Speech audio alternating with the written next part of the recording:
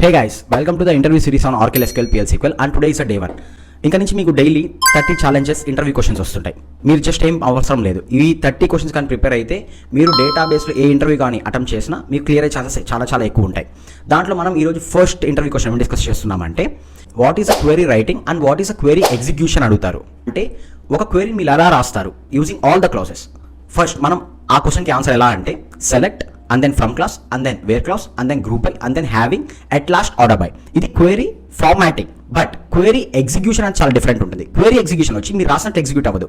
First అయితే execute అవుతుంది from clause execute అవుతుంది అండ్ దెన్ ఫ్రమ్ క్లాస్ తర్వాత వేర్ క్లాస్ తర్వాత group by having at last and then select అయిన data తోటి మనకి ఆర్డర్ బై అవుతుంది.